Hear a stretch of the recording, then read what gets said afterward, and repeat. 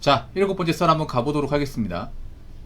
댓글 컨텐츠고 영상 제보 진짜 너무 정확한 말만 하셔서 너무 공감합니다. 저는 전문직 감정평가로 일하다가 업무 스트레스로 너무 바쁘니 주변에 소홀하게 되며 돈만 봅니다 라는 영상에 달린 댓글입니다. 아, 감정평가사신가 보다.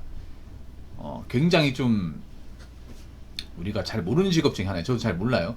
그냥 제가 아는 거는 이제 어떤 건물이나 땅의 어떤 가치를 평가하는 거, 그 대한민국의 공시지가를 만드는 분들, 그냥 그렇게 말고 있고, 뭐 어떻게 관여하는지는 잘 몰라요. 근데 굉장히 전문직인 건 알고 있고, 예, 돈은 많이 버는 일도 알고 있고, 그리고 이 자격증을 따는 게 얼마나 힘든지도 알고 있어요.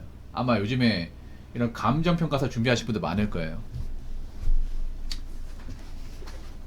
요즘에 명문대 문과 나오신 분들도 요즘에 문과 나와가지고 뭐 정말 좋은데 취업이 안 되니까 뭐 세무사회계사, 감정평가사 뭐 이런 거 준비하시는 분들 많이 있잖아요. 되기만 하면 좋죠. 되기만 하면. 이분은 합격하신다 그래도 축하드립니다.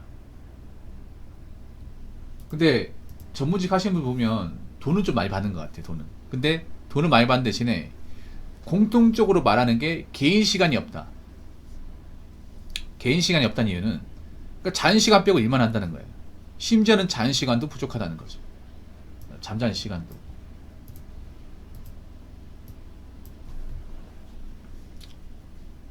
잠자는 시간도 많이 부족한 거예요.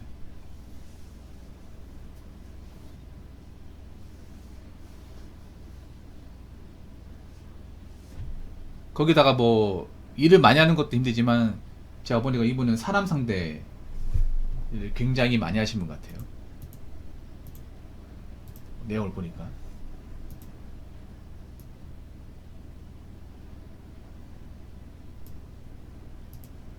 근데 어쩔 수가 없죠. 돈을 많이 벌려면 정도 해야지. 예. 걔네 돈을 많이 버는 게 아니에요. 그런 전문직들이. 예. 근데 전문직도 돈을 많이 버는 전문직이 있는 반면에 돈을 많이 못 버는 전문직도 있어요. 예를 들어서 뭐 로스쿨 같은 경우에 변호사 시험 합격을 해도 어떤 누구는 뭐 대형 로펌 가가지고 일은 많이 하지만 돈을 좀 버는데 어떤 누구는 그 로펌에 못 들어가서 뭐 일반 뭐 월급쟁이 수준보다도 못 버는 분들도 있다고 하더라고요. 다는 아니지만. 예. 왜냐면 로스쿨 합격한다고 다 그런 대형 로펌 가서 일하는 게 아니잖아요. 왜냐하면 대형 로펌의 숫자는 정해져 있고 하겠다는 사람 많으니까 거기도 경쟁을 해서 들어가야 되죠. 아무나 뽑지 않죠.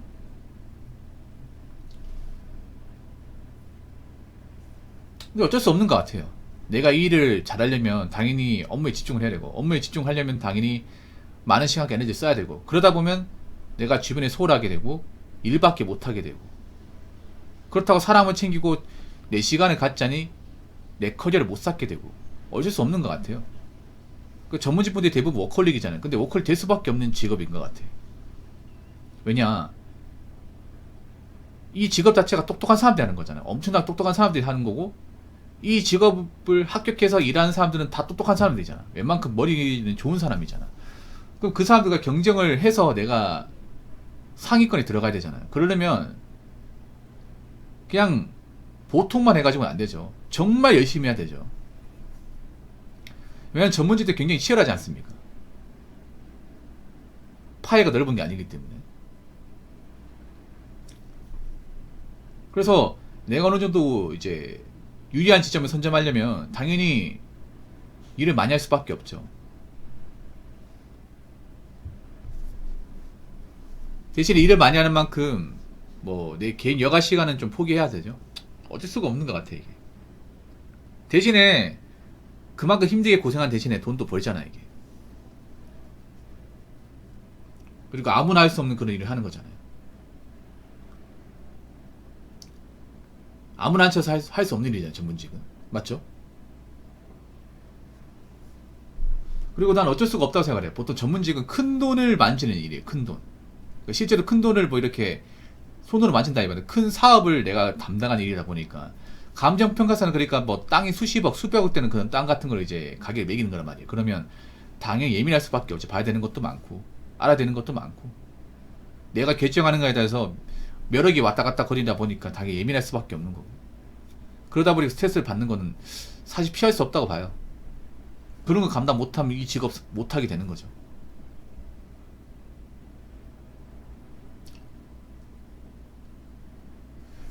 자, 이분 적은 거 한번 읽어보자면, 또 자기관리 또한 미루게 되어 망가져 있더라고요. 돈이 필수지만 행복하지만 한 건 아닌 것 같습니다. 진상도 많고요. 업무적 난이도는 점점 올라갑니다. 이 그럴 수밖에 없는 게, 이게 아마 감정평가사뿐만 아니라 그 대형로펌 변호사도 마찬가지예요. 보통 의뢰인을 안 부르고 보통 업계에서는 뭐라 부르냐면 클라이언트라 부르죠. 클라이언트. 같은 말입니다. 의뢰인이나 뭐 고객이나. 근데 그 클라이언트가 갑이에요. 갑. 예를 들어서 로펌 같은 경우에 대형 로펌 같은 경우에 일반 사람들이 소송을 받는 경우는 별로 없어요. 큰 사건들이지. 대형 사건, 기업형 사건, 아니면 자본가들, 돈 엄청 많은 사람들, 건물주들, 엄청난 부를 축적하신 분들의 어떤 소송을 담당하는 경우가 많아. 그럼 그 사람 갑이에요. 그러면 그분이 시키는 거 다 해야 돼. 굳이 뭐 법률 상담이 아니더라도 전화 와서 와달라고 하면 와야 돼요. 거절할 수 없어요. 이게 우리 고객이기 때문에. 그래서 갑질 같은 건 굉장히 많아요. 뭐 뜬금없이 전화해서 나올 수 있냐 해서 가야 돼. 뭐 술자리 같은 것도 가야 돼요. 골프 치라고 하면 또 가야 돼. 바둑 한 번 두자고 하면 또 바둑 둬야 돼요. 그런 거 없을 것 같아요? 많을걸요 아마? 이게 아마 아실 거예요. 저 로펌 일하시는 분들은 단순히 뭐 사건만 담당하고 소송만 잘해서 승소만 된다? 그게 아니에요. 그거 당연한 거고, 그것과 별도로 이 고객들하고 어느 정도 티키타카도 잘해야 되고, 고객들이 일일이 충족을 해야 돼. 당연히 우리 로펌에 사건 배당 많이 해서 수임료도 많이 주기 때문에 저 사람도 VIP예요. 그럼 VIP 대우를 해줘야지. 그럼 저 사람 시키는 거 다 해줘야 돼. 근데 그게 엄청 힘들죠. 이게 일도 일이지만 저분들 까다로운 사람도 있기 때문에 말 안 들으면 뭐라 하고 비 맞춰줘야 되기 때문에 그런 것 때문에 현타도 많이 느낀다 그래 이게. 예.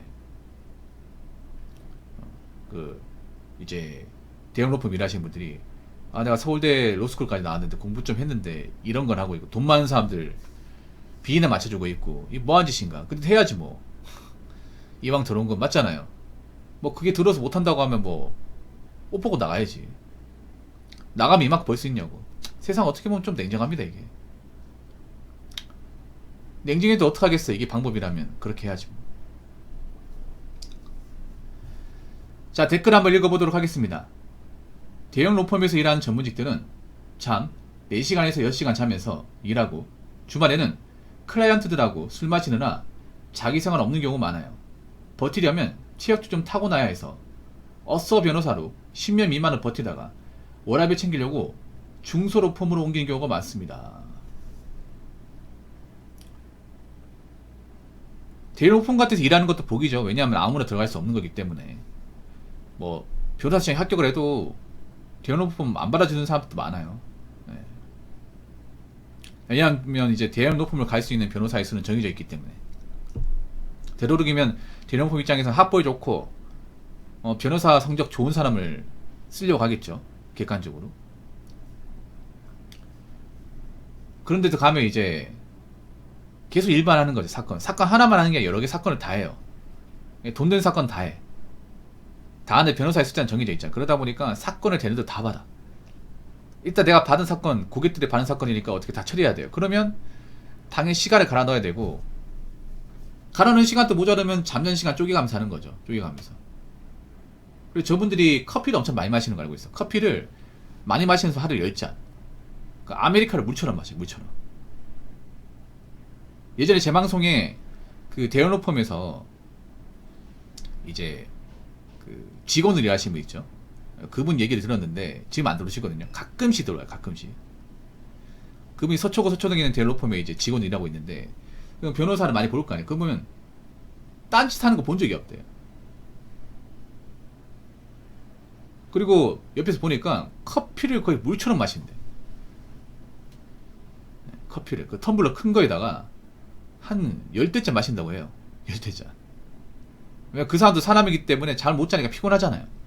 아침에만 한 2-3잔 마시고 오후에 한 3-4잔 먹고 저녁에도 마시고.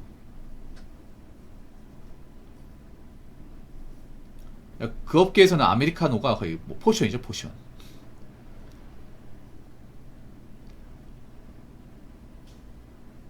그리고 직원들은 퇴근하는데 변호사분들 남아있대요. 사건 처리 이렇게 남아있다 보니까.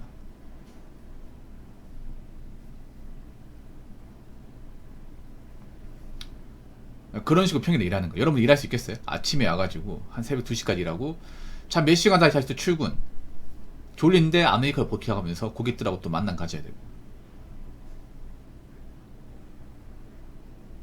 그리고 주말에도 고객들하고 미팅해야 되고 술 마셔야 되고, 이 루틴 할 수 있겠냐고. 이거 아무나 못하는 거예요, 여러분. 돈을 괜히 많이 버는 게 아니에요. 그래서 저런 데서 일하려면 이제 술도 잘 마셔야 되고 좀 체력도 좋아야 돼. 네.